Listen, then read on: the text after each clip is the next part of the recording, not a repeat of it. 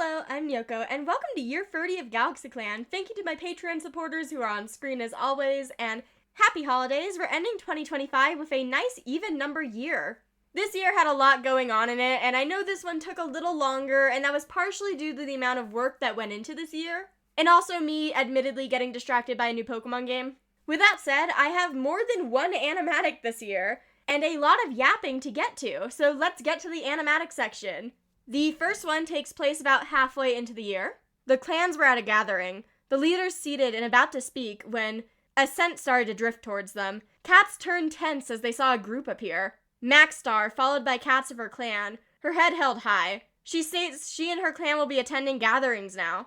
Fawnstar hisses down how dare she show her face here, but Skystar tries to calm her down, saying we should let Hornet Clan attend, as this was something Streakstar was advocating for. Fawnstar growled that she's just soft because Skystar has kin in Hornet Clan. Maxstar spoke again, stating the clans are mixed. Her past cats are members of other clans, and others have decided to join hers. She gestures to cats like Bumblebuzz, Cone Poppy, and Hairpaw who have joined her, and looks around, calling to Stoneshell and Twilight Fur, saying they seem to have adapted well to their new clans, and she holds no grudge. She declares Hornet Clan is just as intertwined as any other mountain clan, and she demands to be allowed into the gathering. Frecklestar agrees to let them stay, and Wastar says as long as the moon shines uncovered, they can stay. Fawnstar digs her claws into the stone, but bites her tongue as she's outnumbered. The Hornet Clan cats awkwardly find their spots. Howlshade of Moss Clan spits an angry comment to Turbo, but Bumblebuzz holds Turbo back, telling her to mind the truce. As the Hornet Clan medicine cats hesitantly join the others, some cats start to recognize Scaleplume with whispers amongst them as they suspiciously question why they've seen her in their dreams.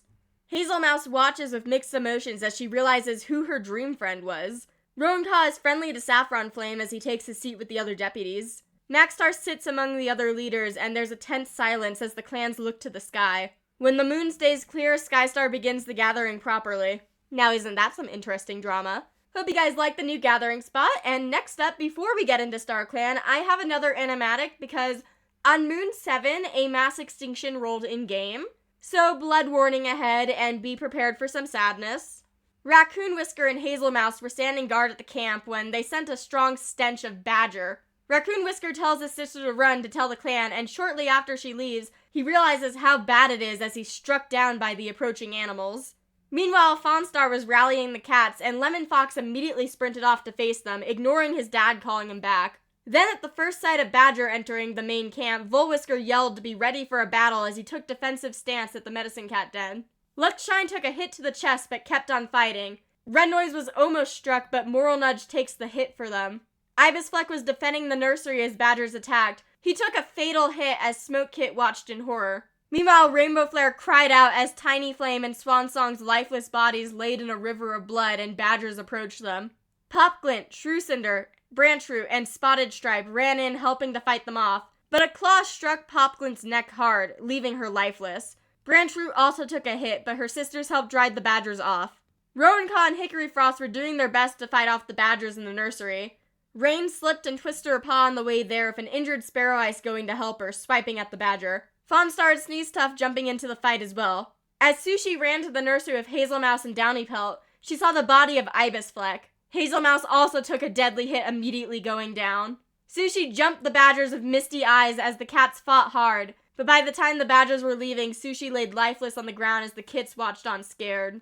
Sadly, first in StarClan is the 107 Moon-old Cyndaquil, and while M's mate died much later on in the year, I'm drawing the 136 Moon-old Rainbow Flare here as well. Cyndaquil died on the first moon of the year, buried alive in a landslide. Many cats grieve Quill, including unexpected ones that I'll get to in their sections, but Rainbow Flare slept in their mate's nest that night grieving deep. They later told some tales to cats of Swansong, who was keeping their friend company in the time. They tried to keep up their spirits playing Moss Ball in the Elder's Den, and eventually moved on from their mate's passing. They assisted in camp cleanup, but after the Badger attack, they lost very important cats to them. Trying to put on a brave face, but as they spoke of them, their voice wavered and broke off into nothing. Another of their close friends retired shortly after, so they could find comfort with each other at least. They visited the medicine cat den and was trying to face the day anew, though they did find one of the new kits annoying. They took their time to offer some tips for building a new nest to them. They felt restless, and then the next moon caught Yellow Cough. which is what ultimately took their life on the last moon of the year. I feel really bad this last year how Rainbow Flare ended up going out, but at least they can see everyone else that they lost this year, which includes their son Tiny Flame, who was killed in the Badger attack when attempting to guard the Elder's Den at 27 moons old. He was getting sprained and bruised a bunch from his condition this year, and after Cyndaquil's death, he couldn't catch his breath as fits of sobs and cries came over him. Spending time alone, he was repairing camp walls, and I think the death of Cyndaquil made him a little less bloodthirsty. And he wasn't interested in manhunts anymore for the cat that killed Pipitpaw, wanting to focus more on camp safety. He had a list of complaints for Fawnstar, and they argued so intensely over Fawnstar's latest thoughts and how it was hurting camp safety. He was really thinking about his life choices and was practicing his movements with Hazelmouse. I think he was mostly wanting to make sure Rainbow Flare was okay and safe after the death of Cyndaquil, and he sadly lost his life protecting them. Interestingly, in StarClan, he was talking to Bat. Going back to the first moon of the year, I'm so sad because Riverpaw died at 13 moons old, being named Rivershine post-death. Rowancaw took him on patrol since his mentor was still grieving, and he had a nice chat with the cats guarding camp as they left. They scented J-Clan and was following it, but Crowpaw started to try to warn him as the cat wailed in the tree. Riverpaw understood the warning signal from his service crow, but him being a more stubborn cat, he wanted to help the cat anyway, and got caught in the jaws of the large dog, being killed. I will say Crowpaw is fine and was named Crowshine in memory as well. You'll see him later. And Rowancaw, the deputy who Fawnstar is already on rocky terms with, was there. More details on that later. But I'm so sad that Luckshine and Fawnstar lost both their sons. And Swansong's death destroyed me. He died at 145 moons old during the Badger attack. I was so hoping he would stick around a couple years at least as an elder. He really reminded me of Cinderpetal. He was sharing wisdom to cats with varying degrees of helpfulness, giving Downypelt advice regarding her relationship for one. He was hanging out with Rainbow Flare a ton, telling stories together and keeping his friend company. But he was also fearful, cowering during a storm and worrying that he'd be defenseless in battles. And then he was, being killed in the Badger attack, and Rainbow Flare broke down when trying to say a speech in honor of him. Swansong really wanted to comfort those grieving him, which was a lot of cats that we'll get to. I'm really going to miss him. So the first cat to actually die in the Badger attack was Raccoon Whisker at 29 moons old. He had been on guard duty with his sister when they scented badgers, and sadly he stayed behind unaware of how big the danger really was. Early in the year, he went missing for a few days, possibly looking for Ibis Fleck, and he did put some loose rocks in front of a badger set with Hazelmouse and Popglint, which is painful in hindsight. He was bored and looking for trouble to get into the moon before the attack, and I really wish he got to do more. Rowancaw's family is cursed with badgers, so these deaths really hurt, since Hazelmouse also did end up dying as well, just later in the attack. She was playing a prank on her mom Sushi early in the year and was also doing duties, reporting the scent of rogues and doing her best with Poppaw, showing her a beautiful male hummingbird. Though Poppaw did almost steal another clan's rabbit, she did find out exactly who Scaleplume was, but didn't seem to take it well, telling Poppaw that talking to cats outside of GalaxyClan was okay, but they weren't friends and loyalty must only be to GalaxyClan. I think finding out her dream buddy was a Hornet Clan dream-shaping cat kind of made her feel betrayed. Then she was watching some rowdy kits, most likely her little sister or nieces, and she was taking charge coordinated training with Tiny Flame. Once in StarClan, she was admiring the territory, and I'm sad it seems her friendship with Scaleplume ended really sour, and that they didn't make up in life. Her big brother Ibis Fleck did make it back to the clan with the help of Rain, but sadly he died protecting the nursery at 64 moons old. When he first got back to clan, he was staring off into space and seemed to really need time to get back into the swing of things, overcompensating on patrols and messing up the coordination when trying to show off. Then he was mostly hunting and providing. He was telling Cranedapple his big plans for taking care of the clan, and Ice felt safe with him around. He must have also been close with his new younger sister because she grieved him really hard when he died. Now he's exploring StarClan's hunting grounds. And so is his mom Sushi because she died at 92 moons old defending the nursery in a badger attack. Earlier in the year, she was waiting to watch the sunset with the pregnant and stressed out Rowancaw, and was distracted as neither she or Hickory Frost stepped up to teach Branchpaw. Then she had one baby with Rowancaw. She did 2-on-1 fighting with Hickory Frost, but her daughter ran away saying she'd do that in a real fight. Then, ignoring orders, she and Downypelt invited a new healer in to help the medicine cats. This one being another son of her previous donor Grouse. Then she complimented Downypelt's fighting techniques, and Rowancaw couldn't lay a paw on Sushi. She did trip and get spotted almost catching a Mouse Clan rabbit, but Sushi was doing her best and was regretting leaving her clan, mate, and children without her. but at least she has Pike until Rowancaw joins them all. Lemon Fox also died at 22 moons old. His pelt smoothed over from the last year, and Pumpkin Glow did tell his kits about what Wilbur did and why she wasn't there. He was thinking about how a new rule should be added to the Warrior Code after that, and seemed to be wanting nothing to do with her, and he and his brothers were off for a bit, having a stilted conversation with J-Clan. He also seemed closer to Minnow Spirit this year, doing stuff to make his day happier and bringing him herbs from the medicine cat den when he had a headache. When he slipped on a rock and dislocated his leg, Minnow Spirit kept him company, listening to him talk his feelings out. He was wondering what Rain was up to when she got on him for a bad habit, making him annoyed. And he also seemed to be trying to stay on Fawnstar's good side, always asking how she was doing. He found Hornet Clan scent with Yucca Leaf, but was annoyed that they couldn't find anyone. When the Badger attack happened, he didn't hesitate to run into danger as always, but sadly that ended up with him being killed. He's been thinking of his ancient ancestors after entering StarClan. And I'm so sad about Moral Nudge. He died at 105 moons old protecting Red Noise in the Badger attack. He did previously say he would protect them with his life. Earlier in the year, he was bonding with Yucca Leaf, and he stole a Moss Clan rabbit and was lingering on the border looking for a cat. Most likely Oliver, his sister. He missed the squirrel, went out with Red Noise, and he and Shrucinder gossiped about some drama that he was giggling over something silly. He was worried about his son in Hornet Clan, but felt a bit better that someone else from GalaxyClan was with him, even if that also wasn't ideal. After joining StarClan, Moral Nudge is spending time with Cinderspeck, which is interesting. I'm sad he couldn't stay long enough to retire with Red Noise. Last of the Badger deaths is the newly named Popglint, who died at 16 moons old, the moon after getting her name. In the beginning of the year, she was making up some constellations with Bumblebuzz as she talked about missing her brother. She got a running nose and tripped trying to catch a Hornet Clan rabbit. She was congratulating other clanmates with Red Noise and suggesting to her parent how to make a story even better.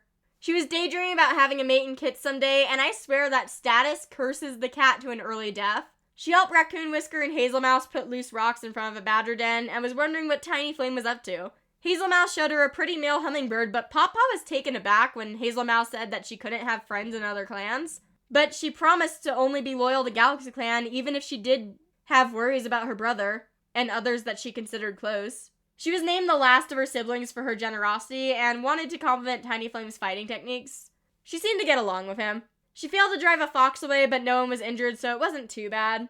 After dying to badgers, she was sharing prey with Tulip Leopard in StarClan, and it's fun to see old cats even if it's sad. Especially when Tulip Leopard also died very young. And I'm going to draw these two together, but Milkhair died at 78 moons old, and her sister Leopard Spots died at 85 moons old. Leopard Spots had joined Moss Clan immediately to be with her sister this year and her mate Sharp Daisy. After joining, she and Milkhair played around like kits, just being happy to be together again. Leopard Spots had a chat with Sharp Daisy over how it felt StarClan cats sometimes ignore them, and later Leopard Spots was gushing over Sharp Daisy. Milkhair got stuck in a storm for mate Wheatheart, and early in the year she wanted to get to know Howlpaw better.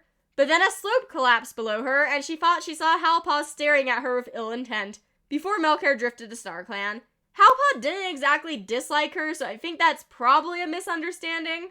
Leopard Spots felt a world without Milkhair was cold and empty. But she tried to set a good example for younger cats, most likely Milkhair's kits, and invited an old cat with carrion place disease to spend their last days in camp. She went hunting with Wheatheart and apparently argued with a Viper Clan cat.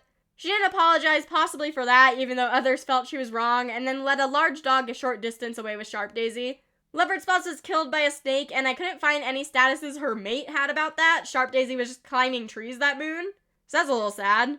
Milkhair's mate and their 3 kids are still alive, with the kids' full names being Flickertooth, Lightshade, and Chestnut Days. And sadly, Granite Newt also passed away this year at 118 moons old. The only in-game clue of what could have happened was that shortly before he was throwing a hissy fit at the vet, so I rolled a couple health complications that could have been the cause of his death, and he rolled that he developed cancer.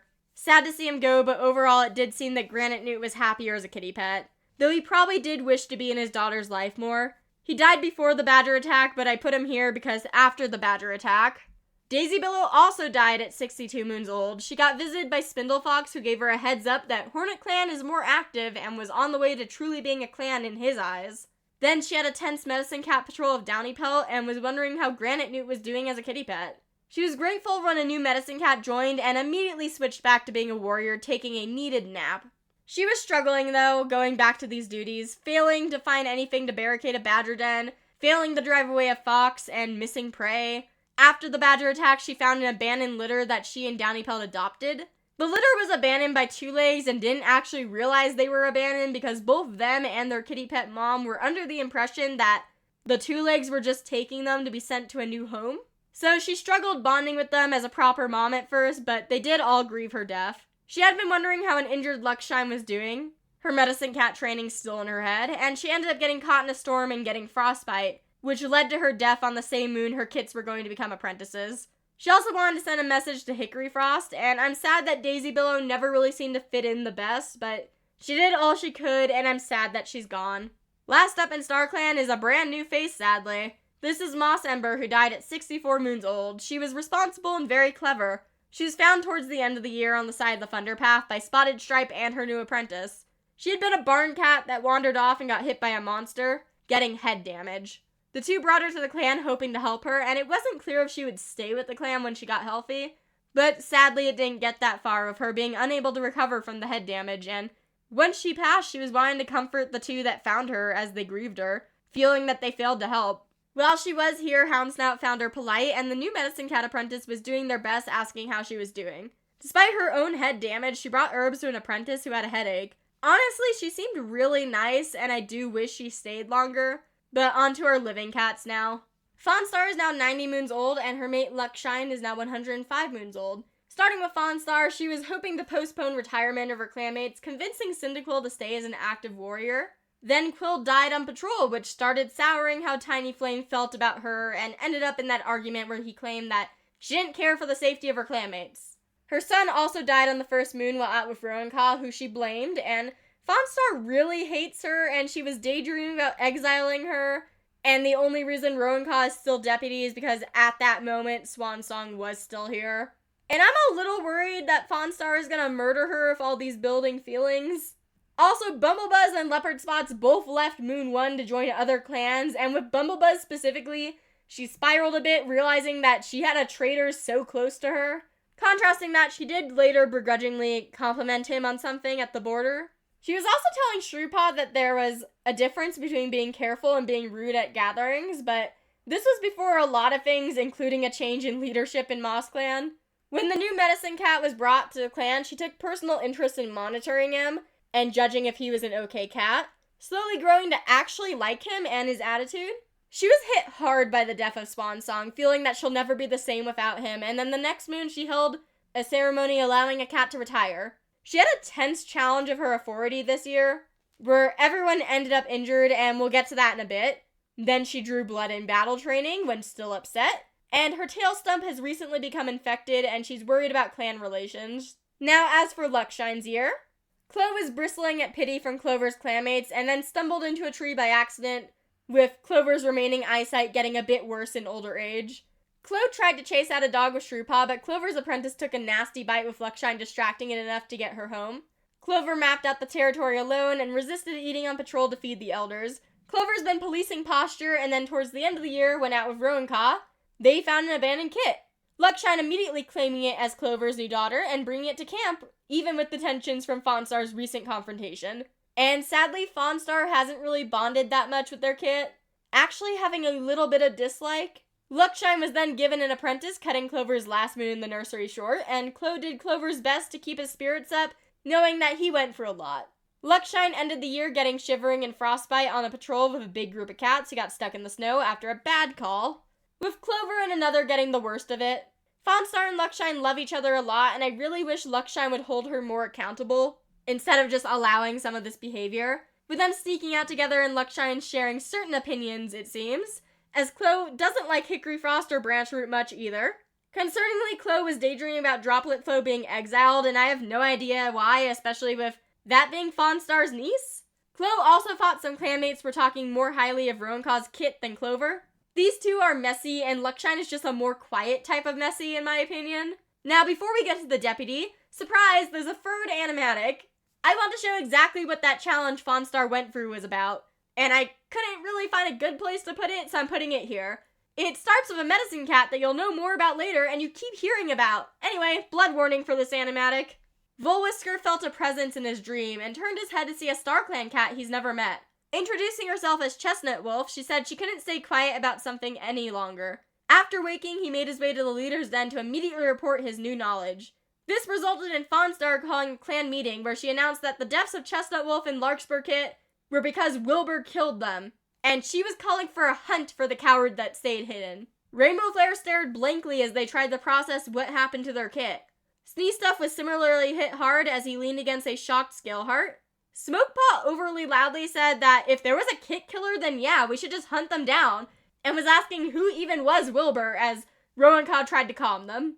Minnow Spirit tried to keep the peace of the clan and asked if Fawnstar should talk this over with her higher-ups in private, as this was only causing unneeded panic. Pumpkin Glow spoke carefully that he didn't think we should hunt down someone who's no longer harming them and that they haven't seen in years and wouldn't even know where to look. Yucca Leaf looked at Bat Pounce, silently telling him to hold his tongue, but he was trembling with emotions. He stood and walked towards Fawnstar, yelling that it made no sense to hunt her down after everything the clan was going through. Fawnstar approached him coldly, saying that he was only soft because that was his mother. He argued no, he just didn't see the use in more bloodshed, but he was cut off by Fawn accusing that he might know where she is, stating how he often disappears and no one knows where he is, accusing him of being a traitor to the clan. He growled in anger at her assumption that he wasn't loyal and swiped her, yelling to think of everyone they just lost instead of the deaths from that long ago. She glared furious and swiped him back hard on the face, almost getting his eyes, yelling for the closest cat to hold him down, which happened to be Cranedapple,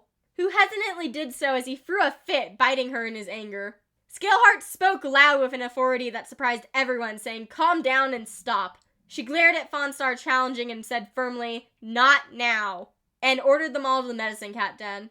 Fawnstar looked to her brother, opening her mouth to speak, but he quietly just told her to listen to her head Medicine Cat, not looking at his sister. We'll check in on everyone involved in that later, but for now, here's Deputy Rowan-Ka, 110 moons old. She was not having a good year. On the first moon, when she was still a moon away from giving birth, since Sneestuff was still out of commission grieving, she took out Riverpaw, and then he died to a dog. Fawnstar blew up at her and now believes both her sons died due to Rowan-Ka in some way. Then she gives birth to a single kit, and strangely she was hoping Mothblaze didn't have regrets when she died, which is strange that she was thinking of a cat she never met that died to a fire. Then also naming her kit Smoke Kit. So Rowan-Ka, why after that status? Why would you do that? Though Mothblaze may have been in her dreams trying to warn her, considering later in the year some of the other clans suffered from fire damage. She couldn't lay a paw on Sushi in training and got some help from Ice Dash to get along with Cranedapple more, and it worked, going on more friendly patrols and later making small sacrifices for her. She's also smiling at Hickory Frost, getting along better as well, as they both were in the nursery at the same time. She's a little rocky with Downy Pelt, but it's nothing bad. She was hiding her tears after the badger attack as she comforted her kit on Hazel Mouse, Raccoon Whisker, Ibis Fleck, and Sushi's passings. Badgers haunt her family, it's not fair. Then she was out of Luckshine when Clo found Clover's new daughter. She caught a rabbit on Hornet Clan territory and smoothed it over by giving it to them. She's a little more friendly towards some Hornet Clan cats like their younger deputy, and she was with Branchroot as they had a nice conversation with her brother. She was going to help some lost Moss Clan kits, but heard a patrol, so she left happy that they were safe, but Moss Clan kind of misinterpreted that she was abandoning their kits when they were in need. She always will love Sushi, but she moved on for now, and she also really dislikes Pumpkin Glow, feeling uneasy as he lurked around after Wilbur's actions came to light, and I want to fix that. Rowan-Ka is doing really badly, and I hope she can just retire and not get murdered by Fawnstar, but now into the Medicine Cat den. With a new pair of mates, because 96 moon-old Scaleheart and 90 moon-old Sneestuff have officially become mates. Shortly before the badger attack early in the year, Sneestuff tried to flirt, but Scaleheart was very busy and brushed him aside, not quite focusing on that. Then she eavesdropped on him, hoping to have some time to spend together. She noticed that he was pushing himself while gathering herbs and silently draped her tail over his shoulder, letting out a comforting purr, and then later Sneestuff noticed how hard she was pushing herself and feigned his own tiredness so that they could take a break, and he made sure to tell her how great he thinks she is and how the whole clan owes her so much, making sure that she felt appreciated. They did unfortunately have a disagreement about how to raise kits, and Scaleheart actually has a little bit of dislike for Droplet Flow, wishing she would act more maturely, ironically, and feeling insecure that the clan talks more highly of her. But she has made an effort to get closer to her, rolling moss balls together. As for Scaleheart on her own now, she was frazzled in the beginning of the year forgetting where Juniper was, but she was always excited at half-moon meetings when she could see the other medicine cats. After the new one joined the clan and Daisy Billow stepped down, she was excited for more willing help, but felt a connection that wavered before she could even see what it was. Checking StarClan, I saw that Daffodil Heart of all cats had a bad feeling about that new medicine cat. And then Scaleheart was the victim of a prank getting a thorn in her paw, and was slowly feeling that despite seniority, Fawnstar was quickly growing a bigger like for this new cat than her. Pushing herself to prove that she could be a strong cat too, she actually chased off Maxstar, who was pushing her luck trying to take some GalaxyClan prey, with Scaleheart refusing to let her. Then she got White Cough, and she's been playing a bit with Catmint while in recovery. As for Sneeze Tuft, he felt so guilty when his nephew died on patrol with him, and eventually decided that he couldn't let his grief consume him.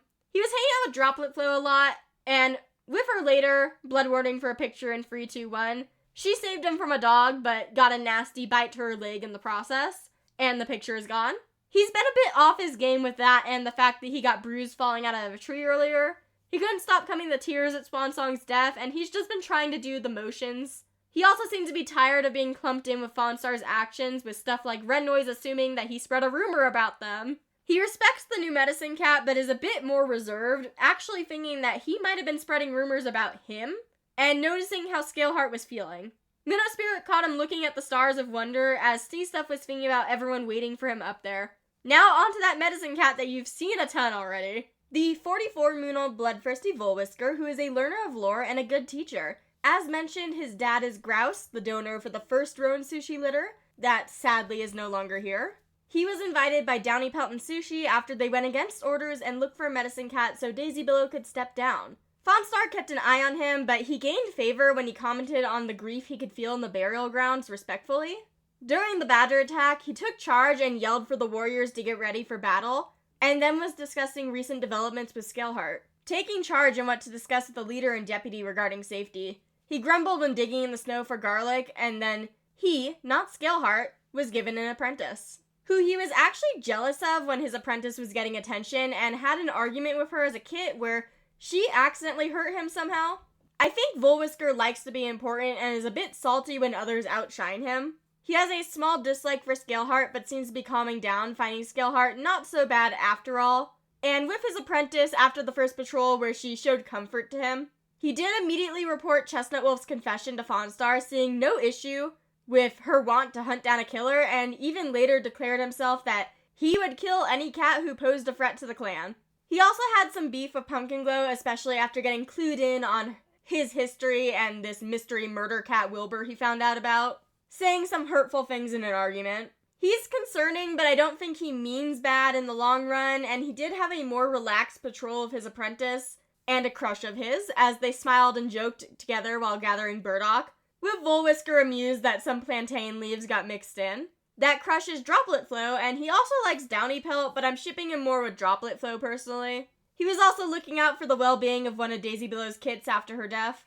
I hope Daffodil Heart's getting a bad vibe for him doesn't mean that he turns out super evil in the future, but he definitely made an impression this year. As for his apprentice, this is the 7-moonold Loudpaw. She's childish, constantly climbing, and has a morbid curiosity. She's the daughter of Hickory Frost and Rain. She was an attention-seeker kit that seemed on the way to becoming a warrior, excitedly slaying Droplet Flow and play fighting, but then the Badger attack happened, and she was crushing leaves under her paws as she thought about another path, being more reserved as she tidied up and shared tongues with her mom, Hickory Frost. Also, she's been gifted with a power first realized by Ice Dash. As the two were discussing Ice Dash's fond stories of Wishkeeper, the young kit responded with stories and stuff that she shouldn't know. Ice Dash realized that Loud Kit could also see the dead like her. She was listening to stories from Red Noise and is generally liked with Roancog commenting her generosity and Scaleheart appreciating Loud Kit grooming a matted piece of fur that she couldn't reach. Loudpaw's always been oblivious to Volwhisker's interesting feelings towards her, not realizing that he was kind of off-put when she was bringing up the powers she found out she had, and not noticing his glares across the camp or his jealousy when another apprentice congratulated Loudpaw on her apprenticeship by giving her daisies, in honor of his adopted mother, Daisy Billow, the previous medicine cat, which they did later find out was an oopsie as she was only supposed to get an accessory after her full name. On her first day out, she saw Volwhisker's stress and cold paws as he tried to collect blackberry leaves and comforted him, with him coming around to her more after that, realizing his pettiness. She's been checking up on the warriors, including Moss Ember, while she was still in clan, and had fun on patrol with Volwhisker and Droplet Flow. She's also spent time with her mom, Rain, learning from her as a kit and watching the stars of her as an apprentice. She's having a bit of a hard time keeping up with training, but I love her. Glad to have an actual medicine cat apprentice again. Now onto the mediators. Ice Dash is now 128 moons old, and her grief over Wishkeeper softened. She was surprised to see another kit with powers like her, and is happy that Loudpaw is doing well. She's not been doing the best of interclan mediations, and woke up on the wrong side of the nest. She did some shipping, helping Scaleheart and Sneezetuft, as well as Houndsnout and Cranedapple, and she's been checking in on Scaleheart, sensing her stress. She was fussing with Swansong's fur after the badger attack, and was wanting to hide his wounds, refusing to eat for a while. She also clung to Ibisflex's body, a cat that she had felt safe around. Despite her grief, she told some kids jokes to keep their spirits up and tried to give a fully grown clanmate badger rides, and she got the zoomies with Droplet Flow and played tag with Sneezetuft, and she really seems to be trying to avoid confronting how old she is despite exhaustion she obviously has. She mediated Fawnstar and Bat Pounce after the incident and was also defending Cranedapple. She is a bit insecure about the new mediator. I rolled if she wanted to retire, but she doesn't want to yet, planning to probably retire after the newest mediator gains their full name. She also left Rainbow Flare's vigil early due to the grief, and a lot of her oldest friends have been dying lately. She did notice Sneezetuft had fixed her nest though one night, which was very sweet of him. And Minnow Spirit is still here at 93 moons old, and his mate Sparrow Ice is actually in the nursery because they have 2 kids towards the end of the year.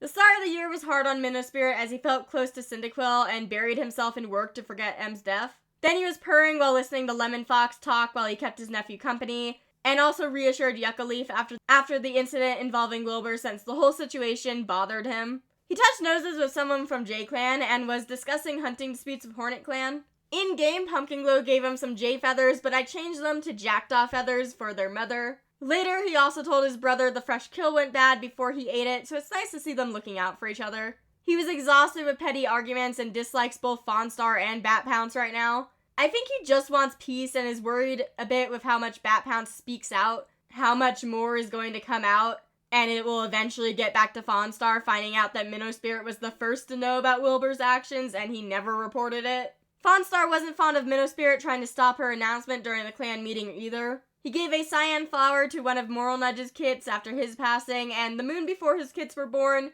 he was talking into Sparrow Ice's fur against her belly, promising to protect them when the time comes. Then he got an apprentice who just suffered a loss, helping him process it. He mediated Cranedapple and Bat Pounce after the situation, and noticed Hickory Frost wasn't really liking Spotted Stripe, so he intervened there as well. Earlier in the year, he was also brought Hickory Frost some prey, and nesting when she was a bit sick. After Rainbow Flare's death, he busied himself with work, and he did do some help getting Volwhisker and Droplet Flow closer together. I think he's a bit stressed, and he does love both his kits, but he did wish one of them was a bit more mature.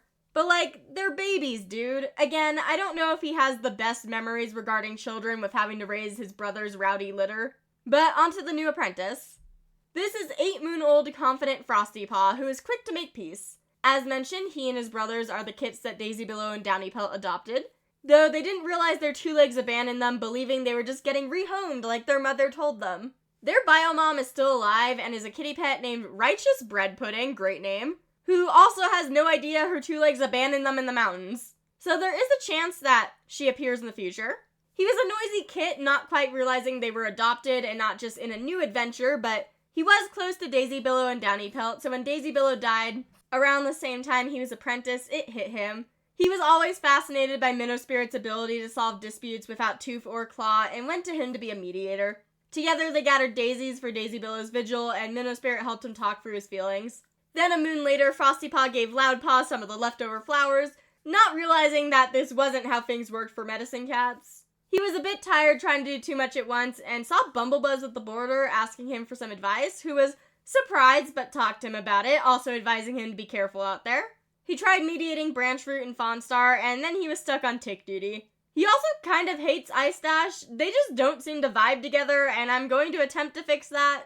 I think he senses that she's kind of weird about him and doesn't really know it's her own insecurities over her skills and feeling replaced. These 2 kind of just need to talk. Now to the warriors. Starting with 75 moon-old Pumpkin Glow, whose voice cracked with grief as he talked at Cyndaquil's vigil. He was very close to his former mentor, and M's death hit him hard. He was frustrated with Branchpaw, who was talking about Hornet Clan a lot, but felt bad when he heard her secretly crying. knowing she's just missing her brother. He let a lost GClan apprentice home with his sons, and as mentioned, gave feathers to his brother. As mentioned, he did tell his sons about Wilbur's crimes before it came out, and after Lemon Fox's death, he slept in his son's nest, and then soon after, Fawnstar was declaring a hunt for Wilbur. He tried to de-escalate and is both mad that Bat Pounce got hurt and annoyed that Bat Pounce wouldn't hold his tongue and not get into danger. He doesn't want to lose more of his boys, and after the event, he was surprised at Yucca Leaf's calmer thoughtfulness, appreciating it. He actually dislikes both the older medicine cats, and I think it's just due to everything that came out and how he's conflicted. Also didn't help that Volwhisker giggled before helping once when Pumpkin Glow got a little hurt. He later stole a Hornet Clan rabbit with Yucca Leaf and has been trying to stay less on Fawnstar's radar. Cats like Houndsnout help though, with Pumpkin Glow overhearing her dispelling some false rumors. He also feels dislike for his brother's kit that Minnow Spirit also slightly didn't like, and I just feel bad for that kit now. But on to some new mates. 71-moon-old Rain joined the clan, bringing Ibis Fleck home, and to be with her mate, the 51-moon-old Hickory Frost. They practiced fighting techniques together as Hickory Frost tried helping her adjust to clan life, and they very quickly had a litter with the help of Rain's trans sister outside the clan, Jasmine, who I did code as alive so she could pop up as well. They had 2 kits, one being the Medicine Cat apprentice Loudpaw. As for Rain though, she stuck to herself, reinforcing the dens and trying to fit in, but ending up in situations like Hazel Mouse tricking her into doing some chores. She was overwhelmed by all the cats and wanting to be alone, where she spiraled with her thoughts. She twisted her paw in the badger attack, feeling horrible she never really made it to the nursery to protect her family, and was doing her best to make a good example for the kits after, with them decorating the nest with her gifts. She was also in awe when Roancaw's kit became an apprentice, and she could just feel that kit would put her life on the line for the clan, later offering to help her train. She and Hickory Frost also helped a lost Viper Clan cat home, and Rain was curious if Volwhisker had any Star Clan prophecies, with her also later wondering if Star Clan watched cats outside the clan with her history of being a loner. Ice Dash noticed some of her struggles, sending a clanmate to go help with that, and Rain was also just gushing over her mate, which is really cute. Speaking of, Hickory Frost was asking Rainbow Flare important questions in the beginning of the year, as she gauged if Fawnstar would let Rain join. And her and her mom were distracted where neither stepped up to teach Branch Paw. She also ran when doing 2-on-1 fighting with Sushi, and Crane Dapple saying that that's what she would do in a real fight, but she did stand her ground during the badger attack. She ended up eating prey on patrol with Rain and felt stares from her clanmates. After Sushi's death, she's been busying herself with work, and she's still a bold cat, covering others on patrols and standing up for clanmates despite pushback. She also listens to Hornet Clan cats, like hearing a story from Bumblebuzz at the border. These two are pretty interesting to me. But next up is 51-moon-old Downy Pelt, who was having a rougher year. She lost her mate, mom, and many siblings. She started the year a bit blunt with Daisy Billow when she refused to talk about herbs, getting annoyed at Daisy Billow continuing to burn herself out as a medicine cat when she didn't want to. She then tossed a snake out of camp before it bit someone and was thinking about her life choices being with Daisy Billow, feeling a bit lost and asking Swansong for some advice. She invited Volwhisker to let her mate come back to warrior duties, and together they failed to barricade a badger den. Then the badger attack happened. Downy Pelts defensively stated that she didn't need comfort about Sushi's death, and then Fawnstar chucked an apprentice at her. And with all this going on, of course this was the perfect time for them to adopt the 4 abandoned boys, after she spotted 2 legs leaving them. She wasn't getting enough sleep, but had a nice chat with Hornet Clan and her apprentice. She was feeling sad at Daisy Billow's death, but tried to be there for the boys and her remaining family, showing one of her sons and her apprentice a massive eagle nest to watch and learn the body language. Surprisingly, apprentices with the bird's parental side. She does like Volwhisker back, who was fascinated by one of her stories, and she overheard him saying to someone else that he kind of likes her, but I don't think dating is the best idea right now. I also don't think dating a medicine cat is the best thing for Downy Pelt. It didn't seem to go well with Daisy Billow. She was telling stories of Scaleheart, so she was lingering around the medicine cats, but she was also learning about her former mentor Luckshine's struggles, and was surprised by how well Chloe carries Clover herself. Downy Pelt has reliance on Clover and looks up to Chloe. She also realized that her and her son Frostypaw apparently have a lot of the same hardships, and she's the closest to him. She also protected another one of her sons on a patrol. As for her other sister, she has a mate. Crane Dapple is now mates with the 47-moon-old Houndsnout. Early in the year, Houndsnout was doing her best to comfort her brother and parent about Cyndaquil's death, but then they had a nice chat with GClan together, and Crane Dapple practiced fighting with her, getting distracted as Houndsnout teasingly whipped her tail along her throat. Houndsnout was also relieved that she didn't have this giant secret stuck in her head anymore when Rain joined the clan. and that it went well. They were out for a moonlit stroll when they officially became mates, coming back excitedly to tell everyone, and then being hit with the realization that while they were gone, badgers attacked and loved ones were slain. Oh boy. Craned Apple shook her head as clanmates explained what happened to Sushi, finding it impossible. She refused to believe that she could leave her, staring at her grave in the next few days blankly. Houndsnot was tidying up the burial grounds of Scaleheart and hissed, chasing a small dog away with Spotted Stripe. She brought back Mothman kids with Shrew-Cinder and then got an apprentice. Ironically, her apprentice got a bite from a small dog, but Houndsnout chased it off. Craned Apple was then forced to hold down Bat Pounce during the Animax events, and Fawnstar and her were actually not really getting along before that, with Fawnstar thinking that she spread a rumor about her. And when Fawnstar tried to comfort her about something, Craned Apple just shoved her away, not wanting it from her. She also bumped into Luckshine and didn't apologize, and then had a fight with Fawnstar over her attitude towards her. This event was a test if Craned Apple would actually listen to Fawnstar's orders, though she and Bat Pounce seemed to be okay after it all, challenging each other but in a positive way. I think Sparrow Ice may have joined in on this defense of Fawnstar because she made a hurtful remark about Craned Apple just to spite Houndsnout. Later, her and Houndsnout were listening to Rainbow Flare's stories while Craned Apple healed from her wound. Rainbow Flare encouraged them to live how they want to, and due to the conversation and looking at the rest of Craned Apple's sisters, they were inspired to look for a donor. Houndsnout just announced that she's expecting, with the help of a donor, a trans girl named Dusk, who is also a strange dreamer, so I really hope the litter gets that trait. Unfortunately, Rainbow Flare died before they could see their grandkids, and Houndsnout doesn't think that she will ever be the same without them. Next up is 47 Moon-Old Droplet Flo, and she's been scarred up a bit. Early in the year, she fought an eagle for its fish, getting a beak bite, and after that, it healed, and she got back on her paws, but then she got her paw stuck in a trap, luckily only getting a sprain. She was hanging out with Kits, theatrically dying as Loud Kit slayed her, and she was hanging out with her dad training and such, though she was blunt when she told him that he looked terrible early in the year. Until, as mentioned, she saved him from a dog getting a nasty bite on her leg. She stared off into space while healing and started to realize that she may be getting a crush on the new medicine cat. Then she joined in on patrols of him where Loudpaw's influence had everyone laughing and smiling. And I think Scaleheart has a slight dislike on her, honestly, due to her recklessness. Droplet Flo, stop getting hurt, please. Droplet Flo, however, does actually want to get closer to Scaleheart and is happy that her dad has a new mate. Moving on to 27 Moon-Old Yucca Leaf. First off, he actually came out on the aromantic and asexual spectrum.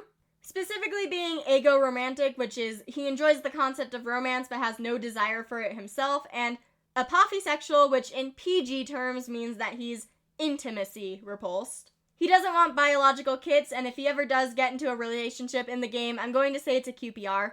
Anyway, he tried to keep his emotions to himself when Pumpkin Glow explained Wilbur's crimes as he silently realized why she never came back, and then he bonded with Moral Nudge over something small. He had a stilted conversation with J-Clan with his brothers, and he's trying to stay on Fawnstar's good side. He reported Hornet Clan's scent that he and Lemon Fox found, and after he died, he didn't want to leave his nest, depressed a bit. He then stole a Hornet Clan rabbit with Fawnstar knowing that Fawnstar saw disrespect to Hornet Clan as a good thing. And then he got an apprentice, and he's been training him.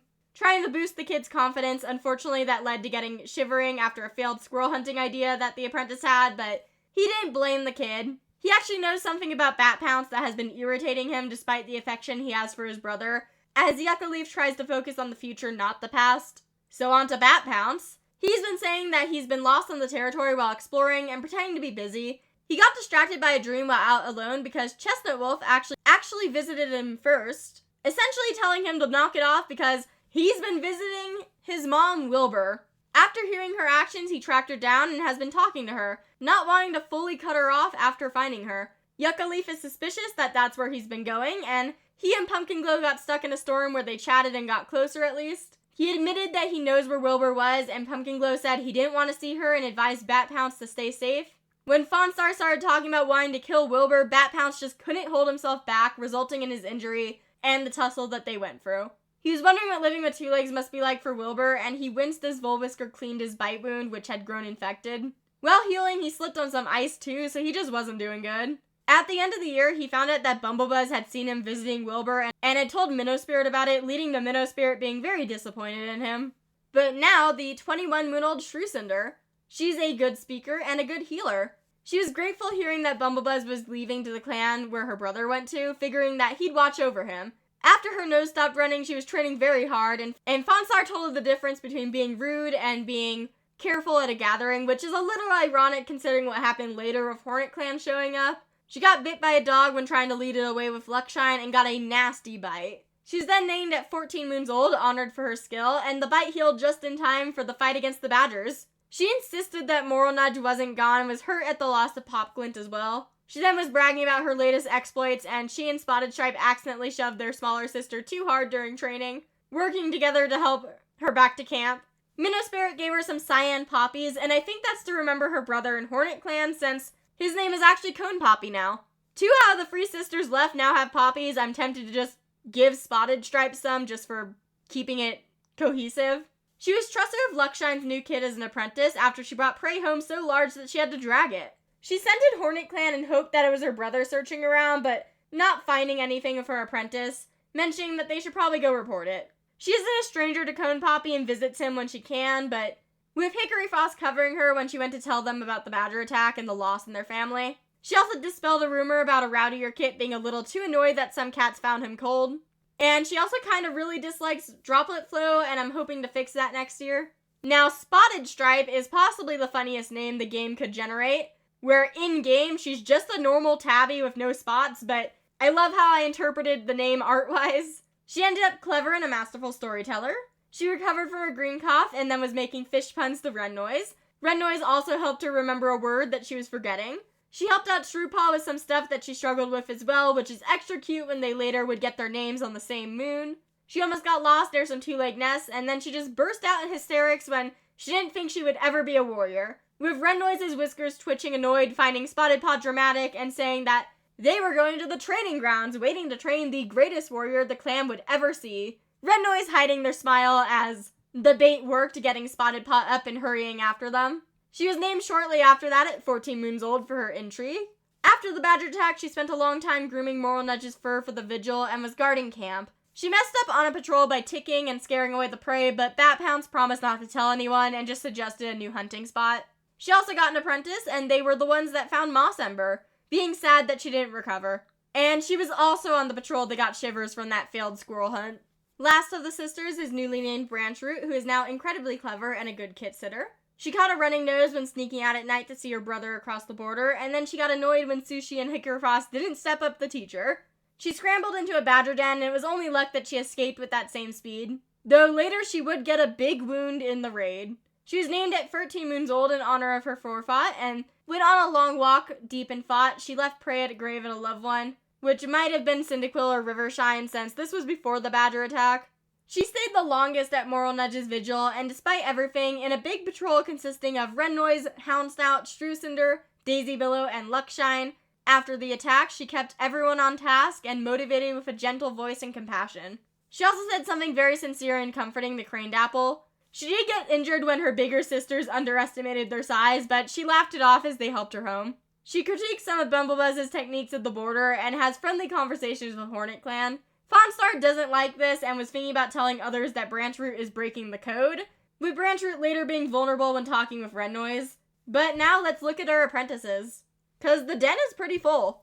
Starting with 10-moon-old Strix Smokepaw, who's quick-witted and interested in herbs. And she's actually a trans girl who came out at 6 moons old.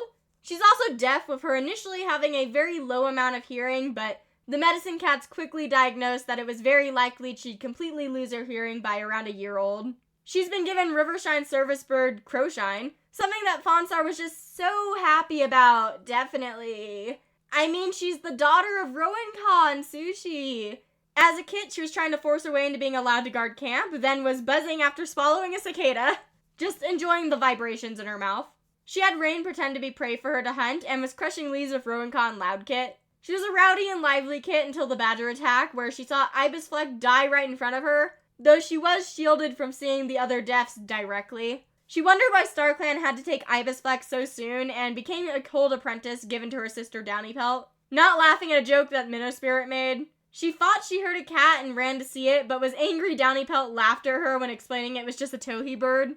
But Downypelt advised her to follow Crowshine's signals. She went for the motions of training, and her hearing slowly got worse, and she stared off into space. She did roll around in the sunlight, and I think seeing the eagle nest where she saw a more parental side of the birds may have helped a bit. We'll have to see. You'd think Fawnstar would actually have some bad feelings towards her, but I think she may only be seeing her as Rivershine, with Fawnstar feeling safe around Smokepod despite hating Rowancaw. Smokepod tends to speak her mind, defending Rainbow Flare from a rumor, and not backing down when defending Houndsnout. Her and Houndsnout are actually pretty close. Now for the rest of Daisy Billow and Downy Pelt's adopted boys. Starting with 8-moon-old childish Steppaw, who is quick to help and constantly climbing. As mentioned, this litter's biomom is a kitty pet, and they didn't realize they got abandoned when they were first taken into the clan. He was an attention-seeking kit, with Rainbow Flare finding him a bit annoying as he whined loudly about the cold, though still offered advice about how to make a nice, warmer nest. Rain was convinced that he was lying about something, but he really wasn't. It was probably some mischief one of his other brothers did.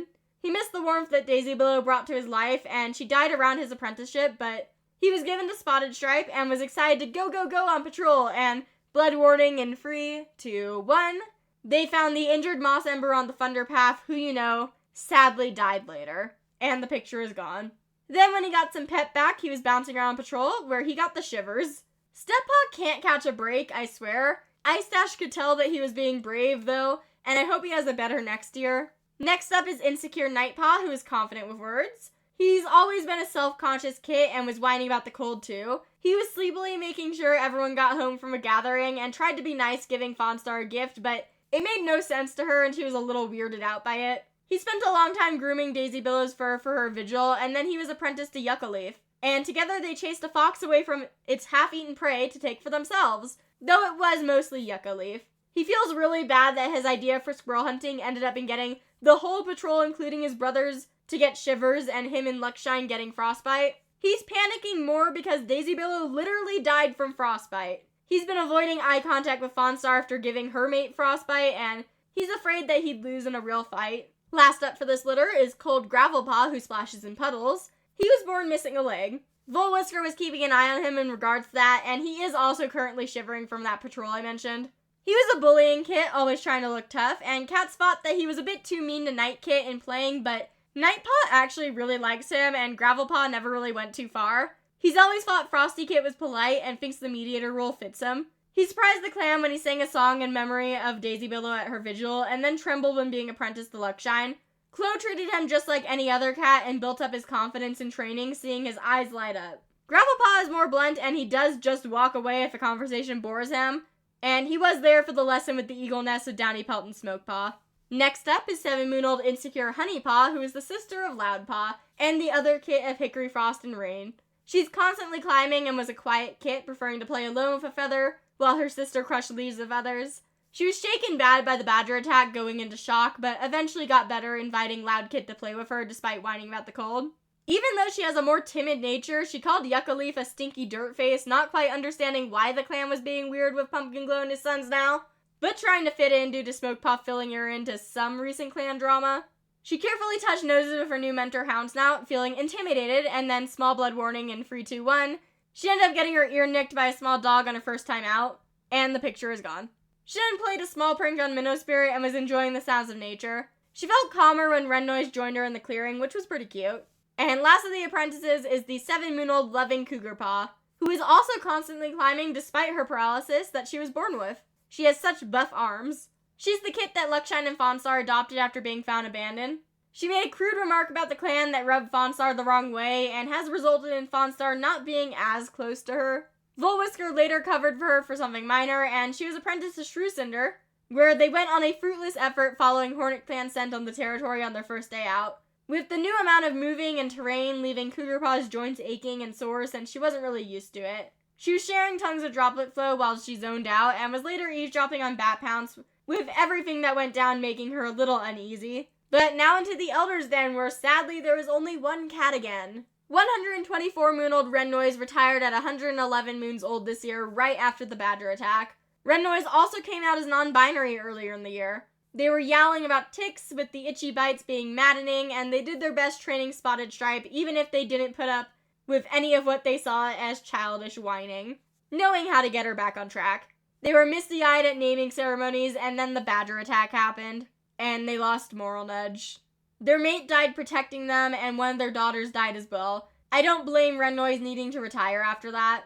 They did argue with Bumblebuzz over the border, but told him that he better watch their son at least. While Rainbow Flare was there, they provided comfort to their friend in the loss of their loved ones as well. These two were such cute friends, and I'm sure Red Noise talked about their gender experience with Rainbow Flare to some extent as well, to help figure themselves out. Red Noise then was telling scary stories to the apprentices and wasn't afraid to belittle rule breakers. They were wondering about life with two legs and was doing their best to live with all the grief around them. Red Noise actually has some decent dislikes, and some make sense like Fawnstar, but I'll list some of the others. They don't really seem to get along with Minnow Spirit, Crane Dapple, or Smokepaw. So I'll see if I can fix some of that. Hopefully Red Noise has a longer retirement than the last elders because that sucked losing them all so fast. Now into the nursery, where 115-moon-old Sparrow Ice is there, still recovering from the birth of her 2-moon-old kids. The attention-seeking Hollow Kit with an active imagination, and the Shy Bear Kit who's constantly climbing. Interesting coincidence with those names that you guys actually named Bear Kit, so that's pretty funny. Anyway, Sparrow Ice recovered from green cough and then spoke calmly to a Viper Clan cat. She wanted to get to know Smoke Kit, later growing fond of her and worrying about the lack of prey that Leaf Bear would bring. She had her leg injured in the badger attack, and then when more dangerous patrols were being planned, Minnow Spirit panicked a bit and announced that she was expecting, which led to Sparrow Ice snapping that it didn't make her a wilting flower and she wouldn't be moving her nest yet. A little tension that they seemed to move past. Daisy Billow made sure to sneakily send some cats to check on her. She hoped that the litter would be smaller and was relieved at only 2. Hollow Kit seems to annoy some of the clanmates compared to her more shy brother, with Hollow Kit whining about the cold and getting in Rain's way a couple times. Bear Kit was pretending to be clan leader and soaking the new leaf warmth. Hoping the best for this little family next year, Sparrow Ice seems antsy that she's cooped up, when there could be danger that she could help with. But now let's go outside the clan. Checking in on the 72-moon-old Wilbur, she was looking at the forest and daydreaming about hunting a mouse, and was surprised seeing her now grown son Bat Pounce find her and confront her actions. She was even more surprised that he wanted to talk to her still. She learned about how the clan was doing from him and would stare sad at the window whenever she got locked in her home. She did manage to escape just to be told that Lemon Fox was killed, and then wandered her neighborhood more until being delivered the news that the clan now knew her crimes, and she panicked, sticking more inside the house and hiding under the bed. But now on to the other clans, starting with Moss Clan.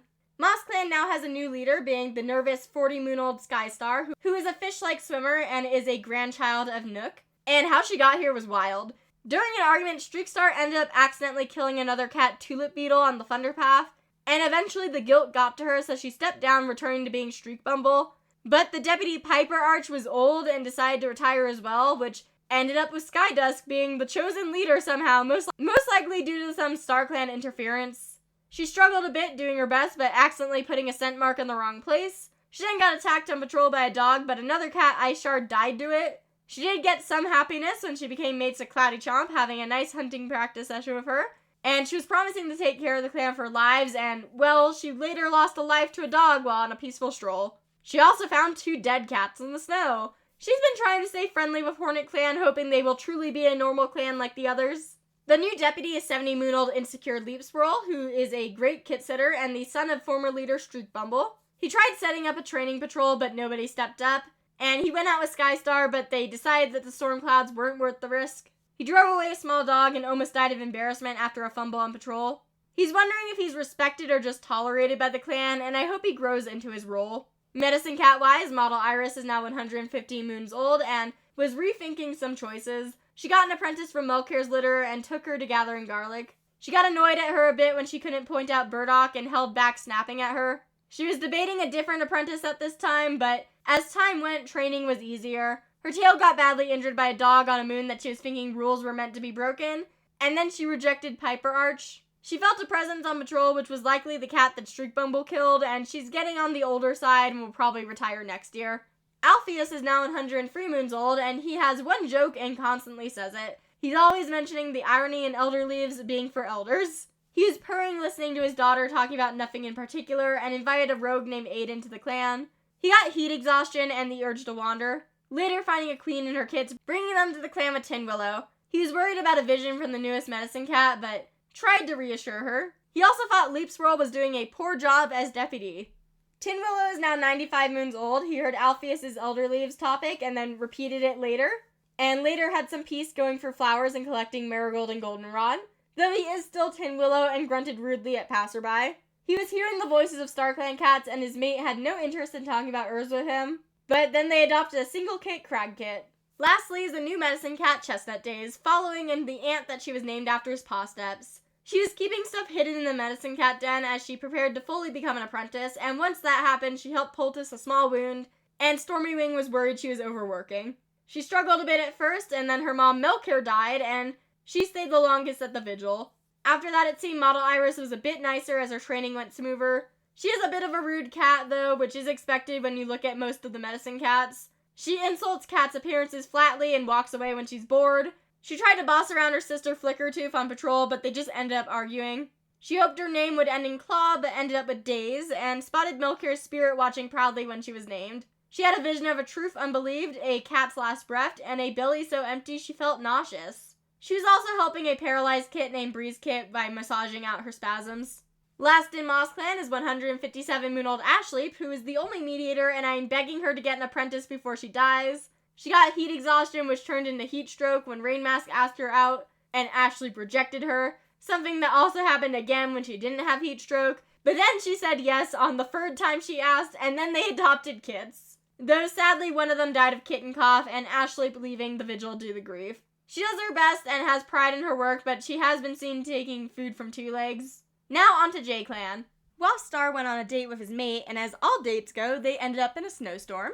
He was wondering how GalaxyClan was doing and batted some pebbles into a badger set early in the year, which later GalaxyClan was raided, and a moon after that, Wastar lost a life to a badger, possibly attacking more reckless and angrier knowing they caused Rennoy's distress recently. He again rolled his eyes as some of his clanmates suggested sharing prey with Hornet Clan. Then J-Clan suffered from a fire, and during that, Wastar's mate had two kits. A little girl named Chasm Kit and a little boy named Fickle Kit. This is Wastar's first son. Slipdon stayed in GalaxyClan for a moon while J-Clan recovered, and he wasn't really as concerned with Hornet Clan playing Real Clan, and only really would care if they took his prey or started issues with J-Clan. He suffered some phantom pains, and Slipdon asked why StarClan ignores her, but he was a bit cold when he responded that she should be glad to escape StarClan's attention. He brought a sick kitty pet to J-Clan, and Wastar took over the training of one of his kits, Ficklepaw himself. Deputy-wise, Air Dancer retired after sadly losing both her kits this year, so the new deputy is surprisingly 90-moon-old Responsible Stepdusk, who has historically never really been on Wastar's good side, the two of them getting mediated a bunch this year as well. He took on the lion's share to chase out a dog and was hunting successfully, setting a good example for younger cats. He helped his sister Wildbeam gather herbs too. He's pretty reliable, honestly, and I see why he was made deputy. He also followed a scent to an old kitty pet that they brought to the clan. I kinda doubt we will get a step star, mostly just because it took this long for Wastar to lose one life, but we'll see. Medicine cat-wise, Timmy is still the head.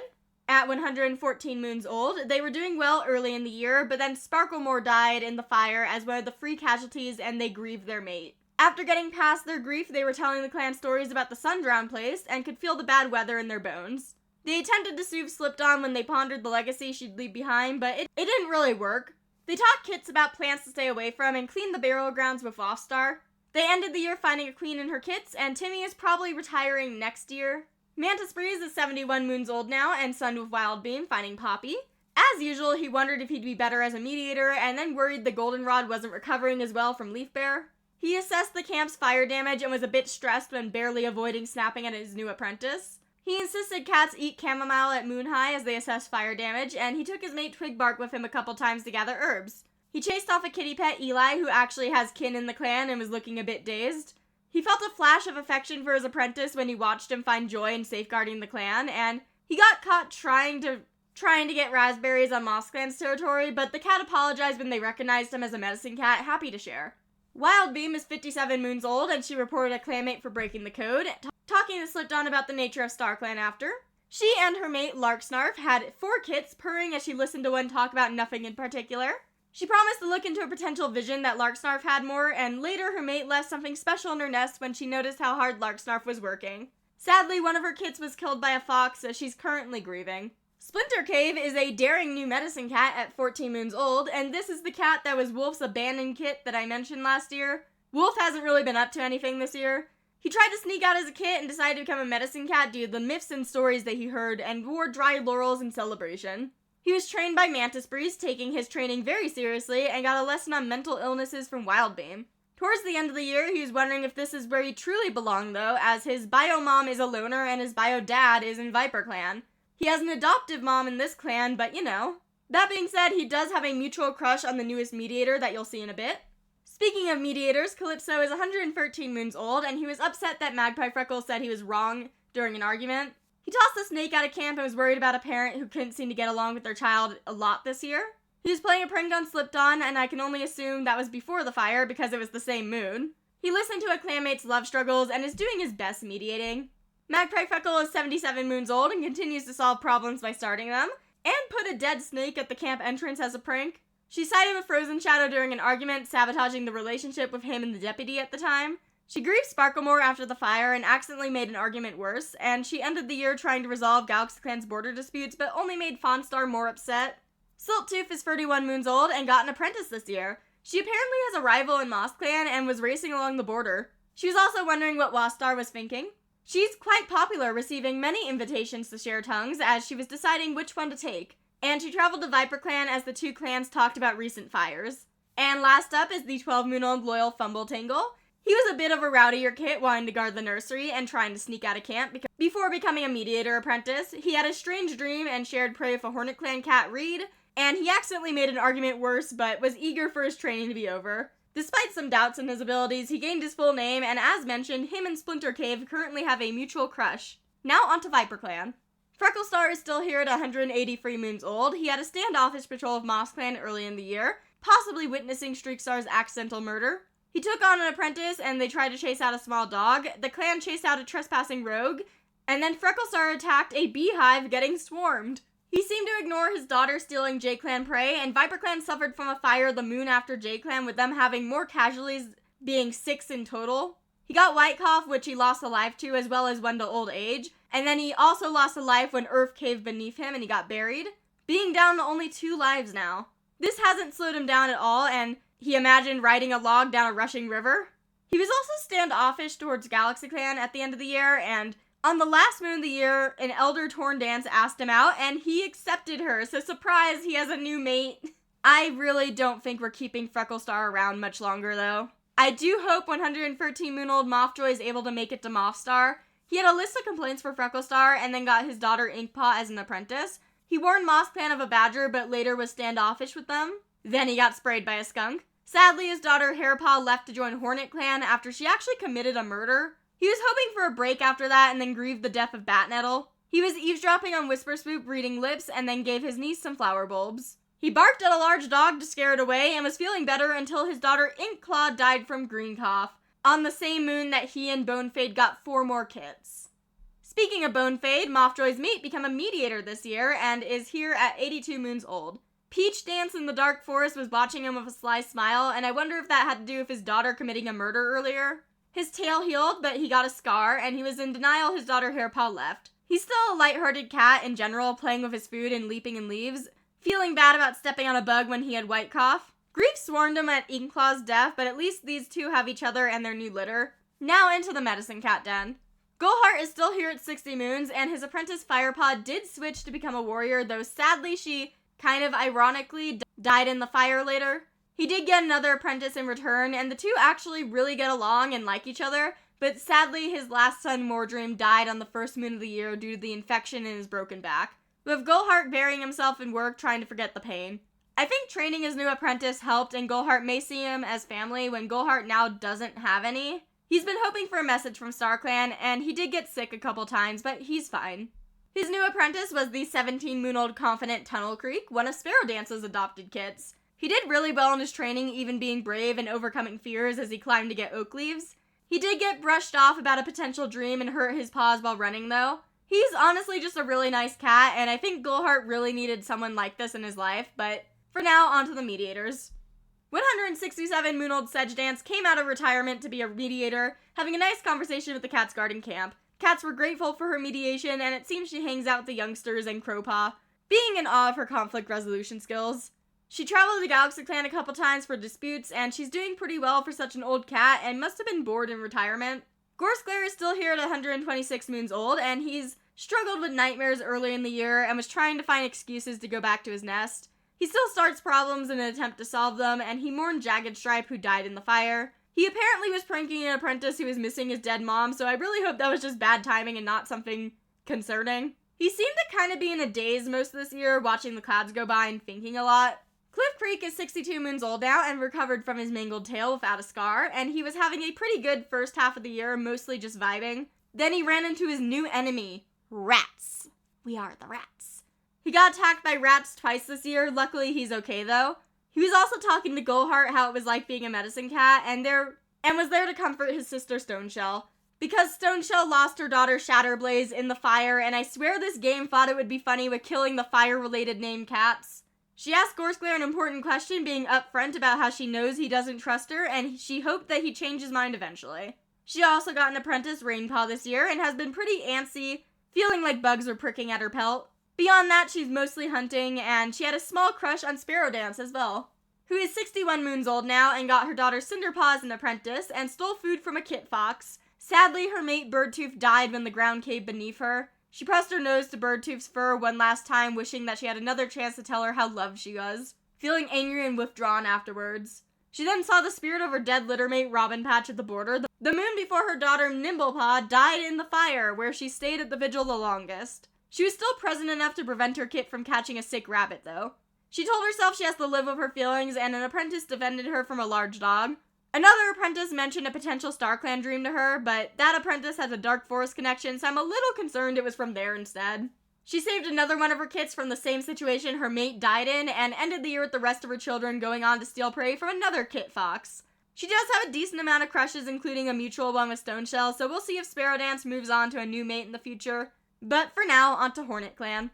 Maxstar is now 141 moons old, and her clan had it a bit tough this year. She cut off some of her less loyal cats that never officially joined the clan, which resulted in them struggling for food more than ever. She got heat exhaustion and was exhausted with malnutrition as well. She stared off into space and could see another fire in the distance as Viper Clan was dealing with their struggles. And the next moon, after naming her apprentice, she and her clan officially went to a gathering, with them going to them regular now. Unfortunately, at the gathering, cats saw Scaleplume and some recognized her from their dreams, causing tension and more issues for Hornet Clan as they realized a Dream Shaper was manipulating them.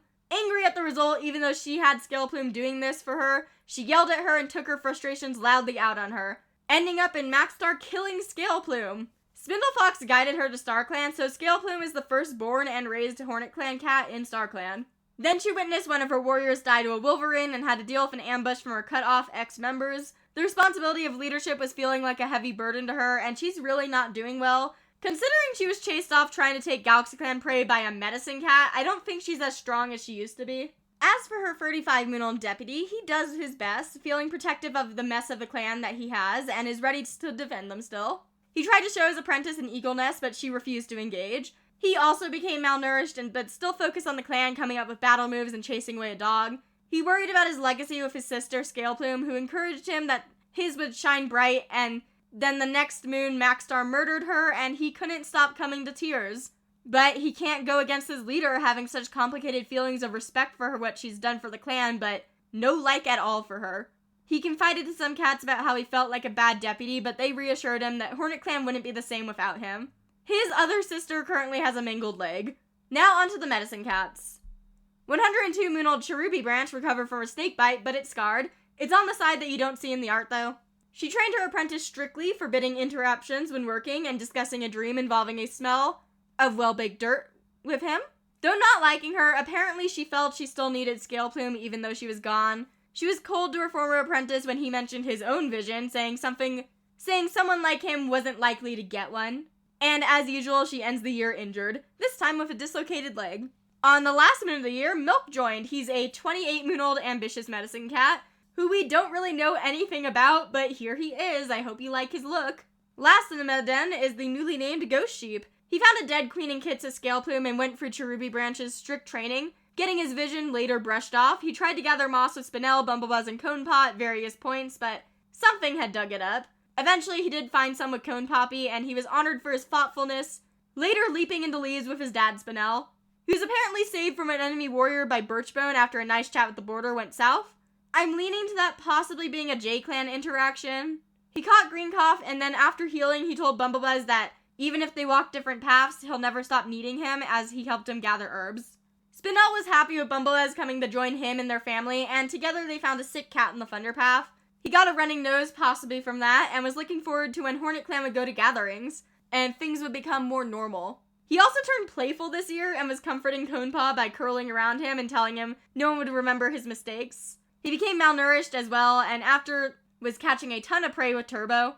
Then he broke his jaw while watching Goats with Maxstar and Reed. And the next moon, they announced kids. Like, what was that timing? Your jaw was broken? I'm sure that technically he was probably expecting before he broke his jaw and just didn't know that yet, but horrible timing. Together, him and Bumblebuzz had 2 more kids, Rocky Kit a girl and Buck Kit a boy. He didn't feel ready but promised the kids he'll do his best, and he was chasing his own tail, making others laugh. He helps Ghost Sheep collect herbs a lot, and he did heal at the end of the year, but has a nasty scar now. And Bumblebuzz is 76 moons old and joined Moon 1. He's been trying to help Hornet Clan be a true clan in his eyes for both his morals and also the safety of his family, helping to organize hunting patrols and discussing warrior stories with some cats. He took pride in how well run his patrols were and chased out a few dogs. He got White Cough on the moon that Spinel broke his jaw, so when these two announced their second litter, Spinel was injured and Bumblebuzz was sick. These two are chaotic. He tries to set a good example for cats and lectured a lost J-Clan apprentice. He let Ghost Sheep know that he was proud of him and happy he found happiness as a medicine cat, and the Hypocrites couple is just so cute, you can almost forget the crimes they committed. Almost. I love this messy couple. Something that happened in-game while he was still in GalaxyClan non-canon-wise that I'm going to keep canon is that he broke down cursing the world after the Badger attack on GalaxyClan, and specifically over the death of Swan Song, as well as noting that he still needed Pop Burst even though she was gone. He really does seem to care about Ren Noise's kids. But Basil is 93 moons old. She has partial hearing loss and found a stinky dogwood tree. She mostly just does her own thing, taking care of the clan. She avoided death berries with a big patrol and sympathetically smoothed over an argument with Cone Poppy and some others. She chased out a large dog and was thinking about her life choices. Last up is 21 moon old Cone Poppy, who has returned to being insecure. He struggled with the heat all year, going up and down with heat exhaustion. He wanted to drive out a fox solo and was missing his parents when Spinel comforted him. I'm sure the later death of Moral Nudge and his sister hit him hard. As the moon after, he was thinking about his life choices. He was named in honor of his guardedness and wondered if this truly described him as he cowered in his nest during a storm. He invited the Viper Clan runaway Hairpaw to the clan, feeling a kinship with her situation. He has a crush on one of Maxstar's kids, Ember Runner, and wanted to compliment Smoke's fighting techniques, hoping he does better next year. And that's year 30 of GalaxyClan. Happy holidays and end of 2025. I will be attempting to get out a new family tree video before year 31, and this year was wild. We streamed Hornet Clan for the first time, and you know they sure are messy. I'm hoping Fawnstar doesn't murder Rowan-Ka next year, and I really hope she stops getting the punishment event roles. Can we please keep elders for more than a year? Don't nuke Ren Noise, I love them. Please. Hoping Volwhisker isn't evil and is just generally more aggressive, and that maybe he can settle down and be more chill with the influence of Loudpaw. Fun to have a Medicine Cat and Mediator apprentice again. And you'll see the Houndstout and Cranedapple litter next year. It's wild that we made it to 3 decades of GalaxyClan. Here's hoping we get to year 40. Hoping the best for everyone, and thank you for watching. As always, there are links below, like for the Discord and the family tree, and I will see you next time. Peace!